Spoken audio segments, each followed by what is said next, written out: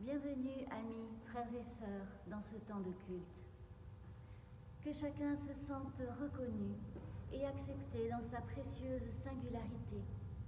Que chacun se sente réuni à beaucoup d'autres par le souffle de l'Esprit dans la vaste communion de l'Église du Christ.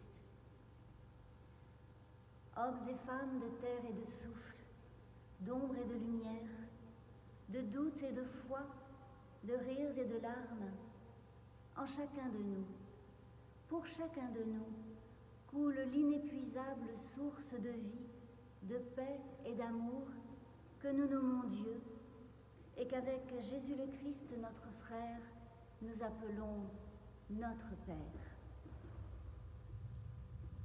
Je vous invite à vous laisser recueillir dans une actualisation du psaume 11 écrite par Jacques Musset, dans laquelle Leïla va nous conduire.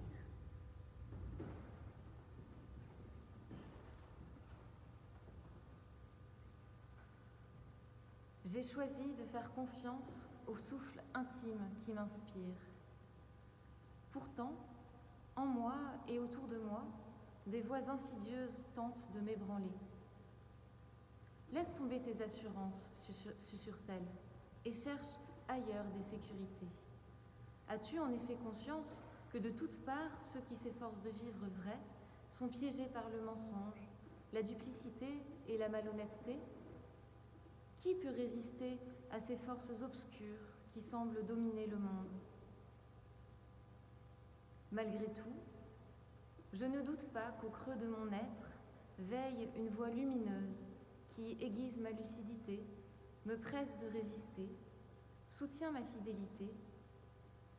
Elle me fait détester les jeux de compromission et les courses au pouvoir, l'attrait des grandeurs et le goût de la domination.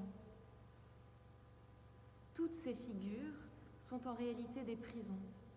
Leurs adorateurs vénèrent des chimères sans consistance. Seul produit en l'homme des fruits de droiture et de justice, le souffle intérieur, inspirateur de la vraie vie. Amen. Et nous lisons maintenant dans l'évangile de Jean au chapitre 20, les versets 24 à 31. Thomas, celui qu'on appelle le jumeau, l'un des 12, n'était pas avec eux lorsque Jésus vint. Les autres disciples lui dirent donc : « Nous avons vu le Seigneur. » Mais lui leur dit : « Si je ne vois pas dans ses mains la marque des clous, si je ne mets pas mon doigt dans la marque des clous et ma main dans son côté, je ne le croirai jamais. » 8 jours après, ses disciples étaient de nouveau dans la maison et Thomas avec eux. Jésus vint alors que les portes étaient fermées. Debout au milieu d'eux, il leur dit : « Que la paix soit avec vous. » Puis il dit à Thomas : « Avance ici ton doigt, regarde mes mains, avance ta main et mets-la dans mon côté. Ne sois pas un incroyant, deviens un homme de foi. » Thomas lui répondit : « Mon Seigneur, mon Dieu. » Jésus lui dit : « Parce que tu m'as vu, tu es convaincu ? Heureux ceux qui croient sans avoir vu. » Jésus a encore produit, devant ses disciples, beaucoup d'autres signes qui ne sont pas écrits dans ce livre. Mais ceux-ci sont écrits pour que vous croyiez que Jésus est le Christ, le Fils de Dieu, et que par cette foi, vous ayez la vie en son nom.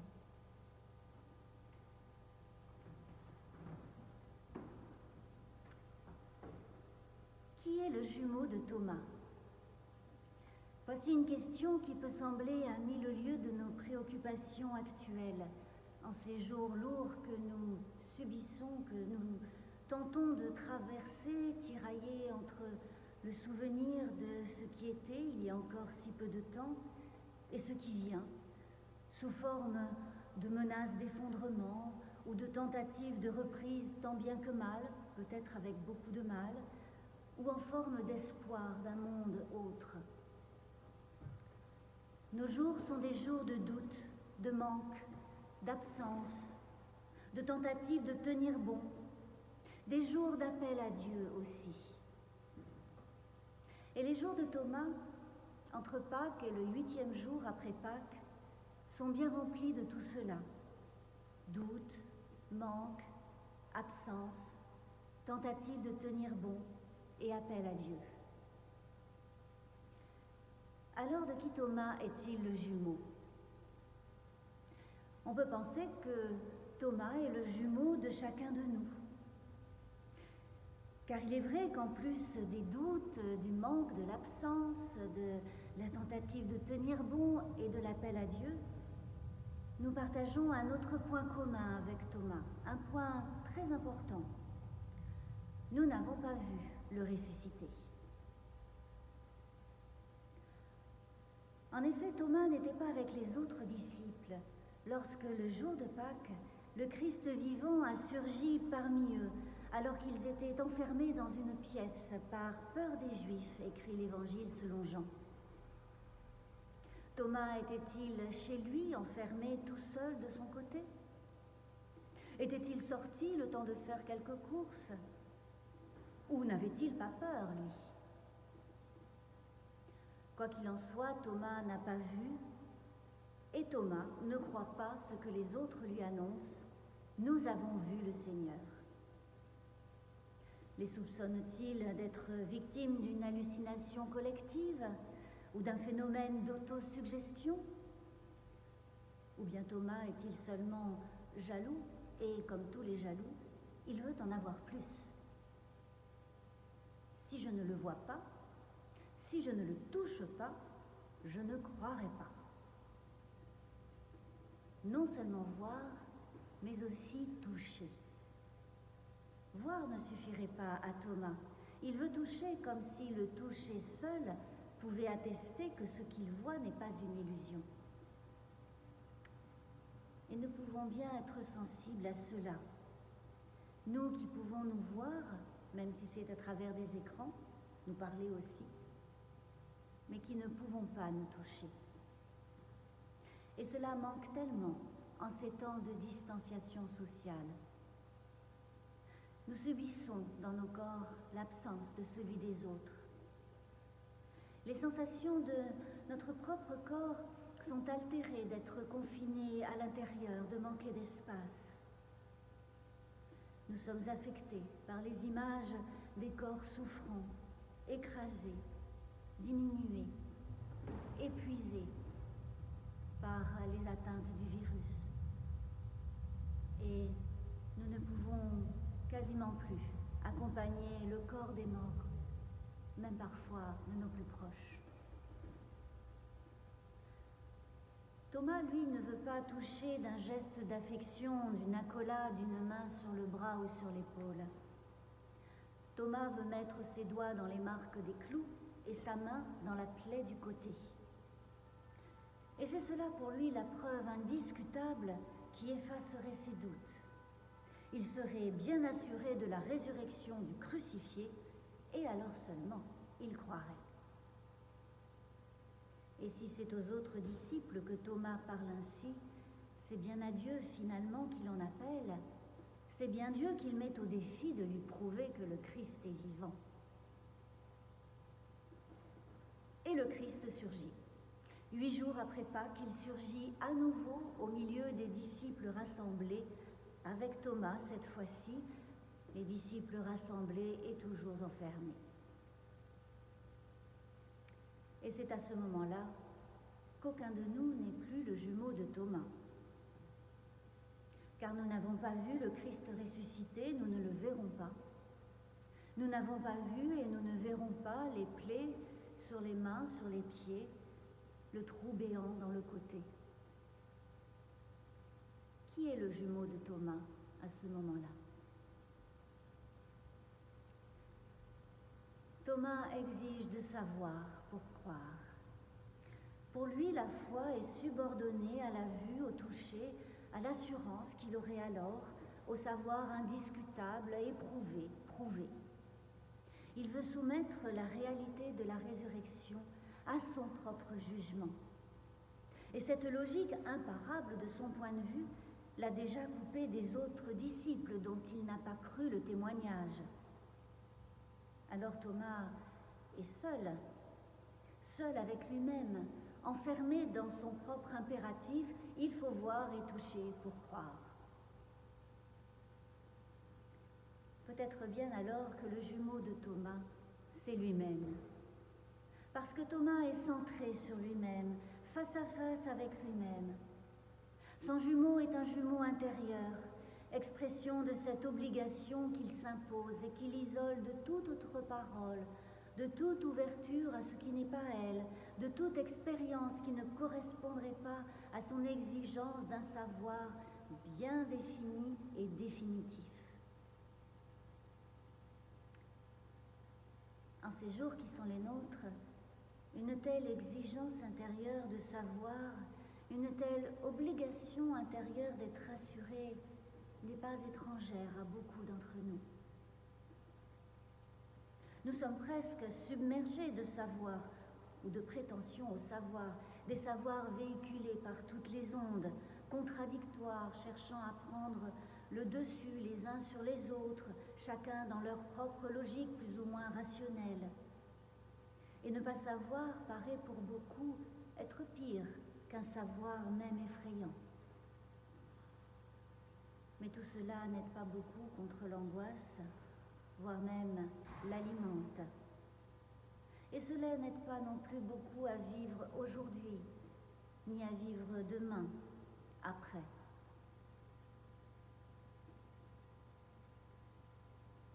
Surgissant dans la pièce fermée, le Christ ressuscité prend Thomas au sérieux. Il montre ses mains, son côté. Touche. Vas-y, Thomas. Tu peux toucher, je te l'offre. Tu peux me toucher. Là est l'écart par lequel Thomas va être libéré. L'écart entre son « je veux toucher » et le « tu peux toucher » que dit Jésus. Ce n'est plus une obligation qui est présentée à Thomas, c'est une possibilité. Lui qui était enfermé dans son propre impératif, confiné étroitement dans son exigence, le voici délié de ce jumeau intérieur auquel il était soumis. Pouvoir toucher le met au large de son vouloir toucher. Et du coup, c'est Thomas qui est touché. Il est même saisi par la parole du Christ qui vient dénouer ce qui était mal articulé en lui. Quand la foi n'est plus subordonnée au savoir, la possibilité de la foi est libérée. Et Thomas peut alors la donner, cette foi, dans une confession qui est presque seulement un cri « Mon Seigneur et mon Dieu ». Dernière confession de foi de l'évangile de Jean qui commençait en chantant « La parole était auprès de Dieu et la parole était Dieu ». Confession de foi qui est aussi résistance à l'empereur de Rome qui exigeait, imposait, ordonnait qu'on le salue comme Seigneur et Dieu. L'exhortation de Jésus « Ne sois pas un incroyant, deviens un homme de foi ». Cette exhortation n'est pas une contrainte. Elle éclaire pour Thomas ce qui se joue entre son jumeau intérieur et lui-même et le Christ vivant. Et ce qui se joue, c'est la soumission à une obligation de savoir ou la libération dans une vie de confiance. Et là où Thomas exigeait que son manque de vue et de toucher soit comblé pour croire, le Christ répond que ce manque même est la bienheureuse condition de la foi. Car partout et en tout temps, la résurrection du Christ est annonce de la possibilité offerte de vivre en étant libéré du face-à-face avec le jumeau intérieur, enserré dans la peur et arc-bouqueté sur ses propres logiques. Finalement, ce dont Thomas avait besoin, ce n'était pas de toucher ni même de voir, c'était d'entendre. Entendre une parole de confiance. Et c'est lui qui a été touché, comme chacun de nous a pu l'être, et a pu ressentir ce qui l'a transporté hors du face-à-face avec soi-même, ressentir amour, grâce, pardon, confiance, tellement sensible qu'on y a cru. Et chacun alors a pu se dire, c'était vrai, et j'ai cru. Ce qui rend la vie vivante, ce n'est pas un savoir, c'est fondamentalement, essentiellement, la confiance. Non que le savoir soit inutile, mais ce n'est pas lui qui fait naître ouverture et élan, écoute et accueil, courage et espérance. C'est la confiance qui le permet, qui en est à l'origine. Et vivre de confiance, c'est l'ouverture de la première finale de l'évangile de Jean à la fin du chapitre 20, car le chapitre suivant a été ajouté ultérieurement. Une finale ouverte pour tous, et nous pouvons cultiver et entretenir ce qui a été ressenti au plus profond de nos êtres, ce qui a été sensible. En lisant, nous pouvons l'entretenir, le cultiver, en lisant ces écritures offertes qui parlent d'hommes et de femmes, de malades et de bien portants, de riches et de pauvres, de libérés et de prisonniers, de souffle et de manque d'air, de salut et d'enfermement, de corps et de parole, une humanité multiple, merveilleuse et souffrante. Ces textes qui parlent de la vie de chacun, avec ses ombres et ses ambiguïtés, dont aucune n'empêche de pouvoir être saisi par cette parole renversante et ressuscitante pour se retrouver au seuil de la vie vivante. Et aujourd'hui, dans ces jours de pandémie, de confinement, d'incertitude, et même de peur pour soi, pour les autres, pour demain, il est possible de garder appui sur ce qui rend la vie vivante, possible de tenir la confiance, la foi en la parole agissante aujourd'hui et demain. Amen.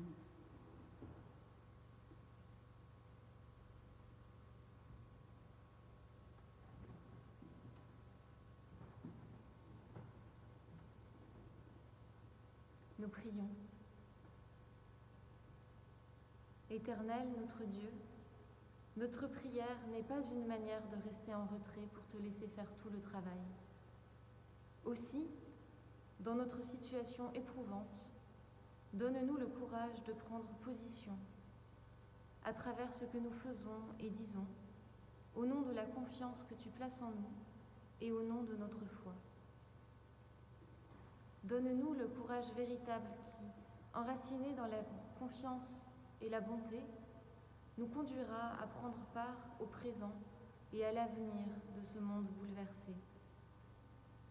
Donne-nous le courage de regarder ce qui, en nous, se laisse séduire et dominer par des logiques de pouvoir, de peur, de preuve, d'intérêt public, et libère-nous, réveille-nous, révèle-nous à nous-mêmes comme ces êtres uniques et irremplaçables que tu aimes et que tu appelles à vivre à l'image du Christ. Nous te demandons aussi la persévérance dans l'écoute de ta parole, dans la méditation de la Bible, dans la prière, de quelque manière que ce soit, afin que, loin de nous rétrécir dans le confinement, nous élargissions notre cœur, notre âme, notre regard, notre pensée, afin que nous ouvrions toujours notre exigence et notre prière à ceux qui souffrent dans les hôpitaux, dans les maisons de retraite, dans des lieux ou des liens d'enfermement, de maltraitance, de pauvreté, à ceux qui soignent, qui veillent, qui servent, qui consolent, qui aident, et à ceux qui doutent, qui s'inquiètent, qui ont peur des autres, d'aujourd'hui et de demain. À eux tous et à nous, chaque jour, Ta grâce et ta paix sont offertes. Nous en sommes reconnaissants et nous te prions, en communion avec le Christ et avec nos frères et sœurs.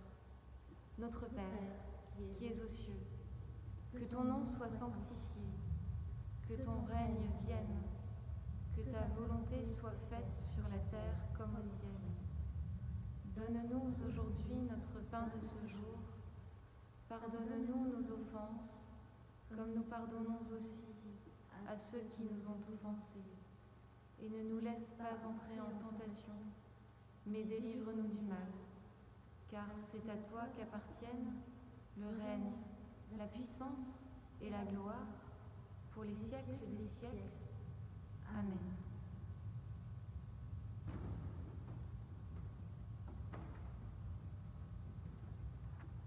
Amis, frères et sœurs, l'Éternel vous bénit et vous garde dans son amour. L'Éternel vous regarde avec bonté et vous accueille favorablement. L'Éternel vous manifeste sa bienveillance et vous donne sa paix. Amen.